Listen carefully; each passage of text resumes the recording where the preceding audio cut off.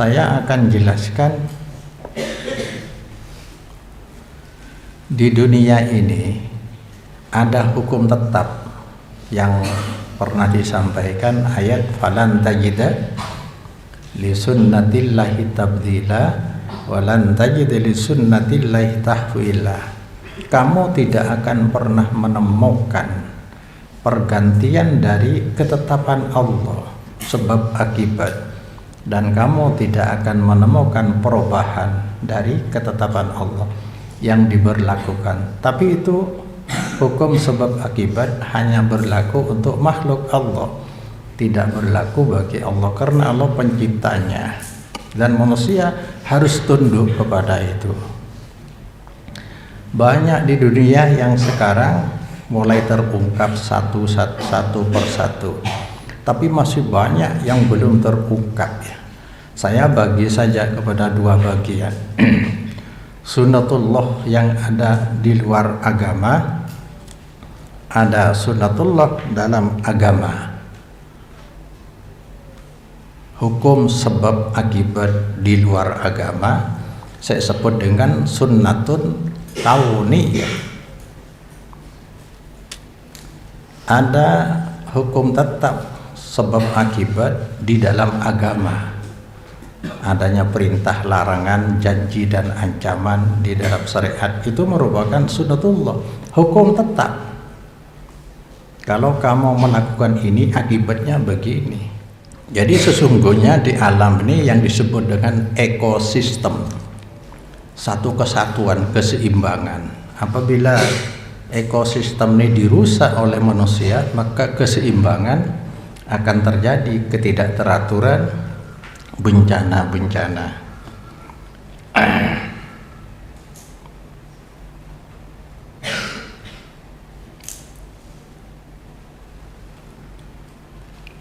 Bisa saya sebut ya, membaca sebab akibat atau sunnatullah yang berlaku tetap.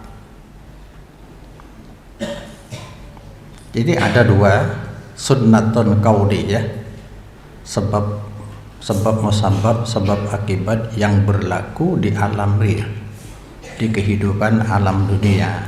Ada sunnatun qauliyah, sunnatullah yang berlaku di dalam agama, mengeluarkan makhluk dari kudrat atau dari habitatnya. Ini menyalahi sunnatullah. Seperti contohnya saja, kehidupan habitat dari ayam itu bukan di air, tapi kalau bebek di air habitatnya. Ketika ditukar, alamnya ditukar, maka terjadi ketidakseimbangan, rusak. Demikian juga drainase, istilah sistem penyaluran pembuangan air hujan. Ini sering tidak diperhatikan oleh pembuat perumahan ya. Ketika terjadi hujan deras, maka terjadi genangan air dan banjir kemana-mana. Saya sebut bi orang kadang-kadang ekosistem dirusak. Ekosistem dirusak seperti keseimbangan alam ya. Pohon-pohon itu kalau di siang hari terkena sinar matahari akan mengeluarkan oksigen yang dibutuhkan oleh paru-paru manusia. Maka enak ketika siang hari berteduh di bawah pohon rindang. Sebaliknya kalau di malam hari tepeke ada di bawah pohon karena mengeluarkan gas arang, bertentangan dengan yang diingini oleh manusia.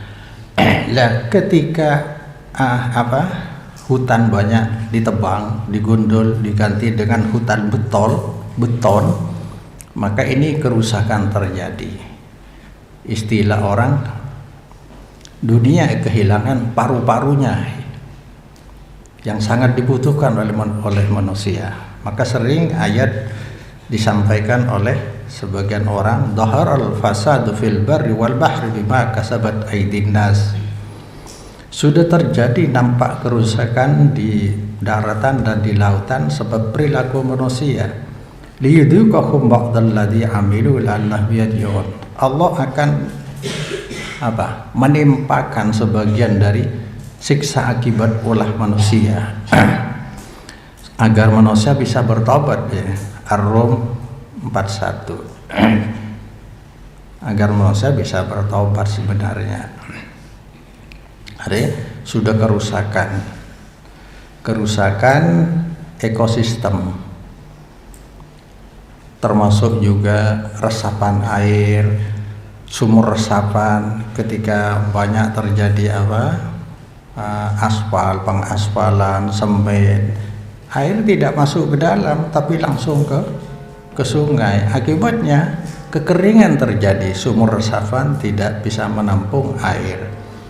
Ini ngerusak sistem. Maka sebelum menciptakan manusia, malaikat sudah memprotes ya. Ini ja'ilun fil ardi khalifah, kata Allah. Saya akan menjadikan sebagai membuat makhluk sebagai khalifah, penguasa di bumi. Malaikat qalu ataj'alu fiha may yufsidu fiha wa yasfiku ad-dima wa nahnu nusabbihu bihamdi rabbika wa nuqaddisu lak. Masa engkau ya Allah akan menciptakan makhluk yang banyak membuat kerusakan? May yufsidu wa yasfiku ad-dima, banyak bertengkar, acarok, sedangkan kami bertasbih, la ya'suna ma amrahumullah wa yaf'alun ma yu'marun. Kalau malaikat statis begitu bertasbih, selamanya bertasbih terus, yang sujud terus, tidak pernah durhaka kepada Allah Subhanahu wa taala. Tapi bi Allah jawab, inni a'lamu ma la ta'lamun.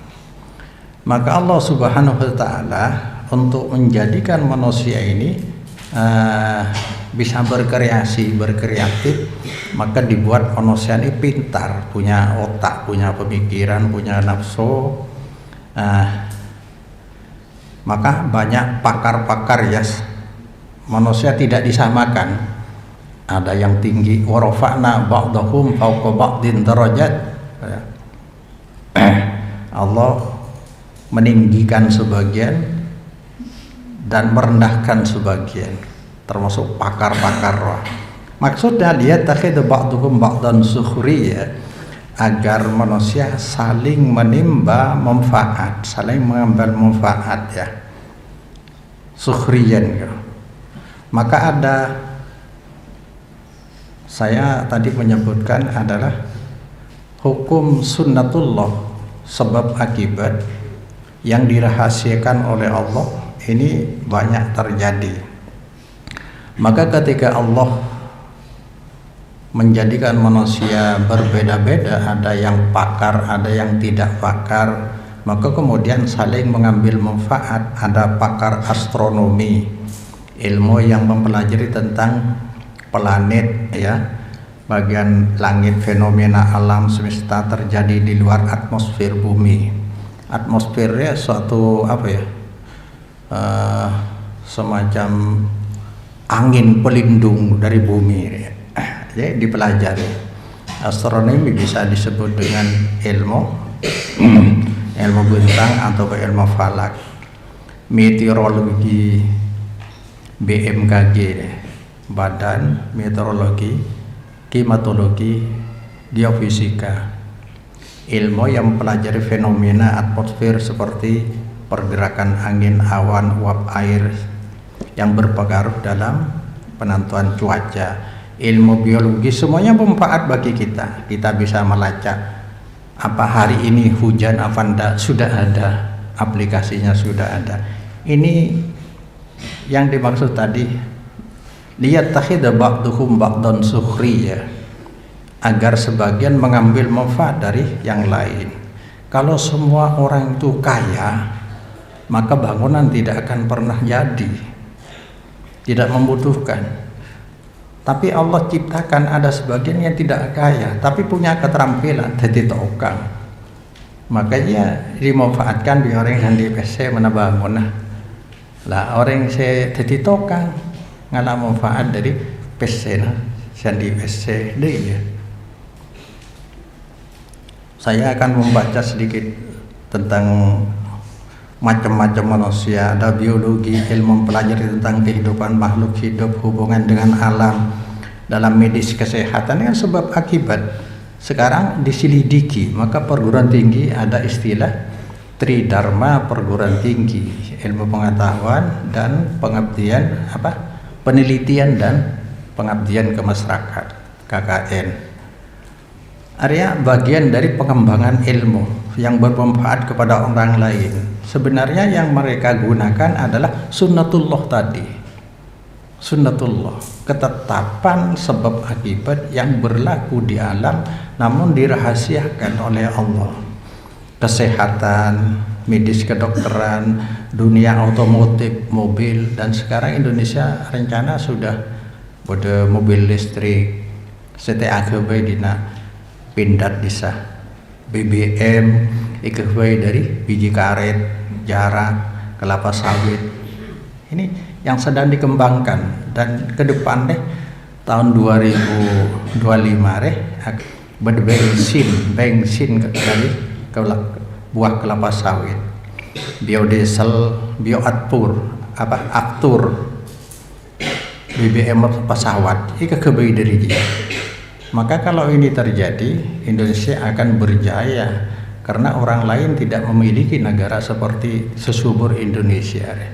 Artinya sumber dayanya terbarukan terus. Monfosil hasil minyak itu berjangka.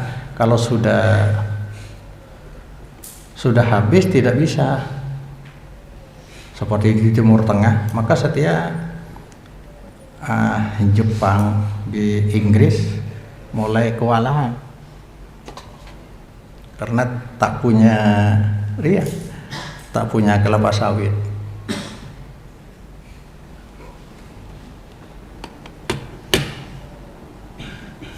Aftur barangnya setiap kebay dari kelapa sawit. Hukum sebab akibat juga di dalam 12 macam tenaga listrik. Ini nak boleh kapsir ya, yang kancam oleh teger ke depan. 12 macam deh. Pertama PLTA ya, pembangkit tenaga listrik, tenaga air. Ada sebiasa pakai baling ya. PLTB, pembangkit listrik tenaga bayu, angin, kincir angin bisa dibuat untuk pembangkit listrik. Pembangkit listrik tenaga gas PLTG, batu bara. Area juga tidak terbarukan, bisa habis kelas di Kalimantan deh. Tak sebut lagi pembangkit listrik tenaga uap PLTU. Dan obat-obatan ramuan herbal sati kan mulai ditemu. Kalau mengkonsumsi ini akibatnya begini. Kalau kurang vitamin ini matanya maka kurang bisa maksimal melihat dia. Kurang vitamin dia bisa dia, kurang dia bisa dia. Semua itu adalah sunnatullah yang berlaku di alam. Ini saya baca lebih dulu karena kita hidup bersama di dalam lingkungan alam semesta ini yang Allah berlakukan sebenarnya rahasia dalam sunnatullah, hukum tetap yang berlaku. Jika menyalahi hukum tetap tadi, maka keseimbangan hidup akan kacau. Seperti habitatnya laki-laki dalam rumah tangga, dan nanti bagian yang kedua sunnah qauliyah, yaitu ketetapan yang bisa dibaca lewat wahyu Allah Subhanahu wa ta'ala. Kalau dalam agama kan ar-rijalu qawwamuna 'alan nisa. Artinya di dalam rumah tangga laki-laki memang diciptakan karakter pemimpin. Yang wanita istri sebagai yang dipimpin rakyat. Kalau dalam rumah tangga dibalik istri yang dominan memimpin, maka akan terjadi kekacauan, ngerusak ekosistem tadi. Ya, sama dengan ayam kita pindahkan ke tempat berair. kan habitatnya masing-masing nih. Ada hewan yang jinak bergaul dengan manusia, sama-sama ayam, ada ayam alas, ayam hutan, tidak bisa jinak bersama manusia. Tapi memang ada hewan-hewan yang jinak, ayam peliharaan, itu namanya habitat yang diciptakan oleh Allah. Seperti itu, monter karena merpati di mana saja pasti mencari rumah orang, akrab dengan manusia. Tapi manopo tak keru deng tak bisa, kecuali 1-2 karena mungkin peketek. Nah, obat-obatan sudah terjadi. Sekarang kita masuk ke sunnatullah, hukum tetap yang diberlakukan Allah di dalam agama ada. Ketika kamu melakukan ini, akibatnya ini. Cuma kalau agama akibatnya di akhirat, yang maksimal kelak dirasakan di akhirat. Wa qala hahuna, ada Allah Ta'ala nang ayat mungkin nih. Alam taro anna Allah yasjudu lahu man fis samawati wa man fil ardi minal malaikati, dari malaikat bersujud kepada Allah, fi aqtaris samawat, di tempat-tempat di langit, wal hayawanat, hewan, fi jamil jihad, di segala arah, minal insi wal jin wad dawab wat tayr, baik dari manusia, jin dan hewan-hewan dan burung. Wa im min syai'in illa yusabbihu bihamdi, tade tining arek min zaidah, tade tining sesuatu angin paneka bertasbih panapa syai'in bihamdihi, kalaban moci Allah semua area tunduk. Tadi disebutkan bayangan-bayangan itu sebenarnya mengikuti petunjuk Allah. Ada musim, ketertiban, keteraturan, ketetapan yang berlaku ini bukan terjadi dengan kebetulan, tapi ada mudabbirnya. Itu mengikuti sunnatullah, hukum tetap yang berlaku di alam.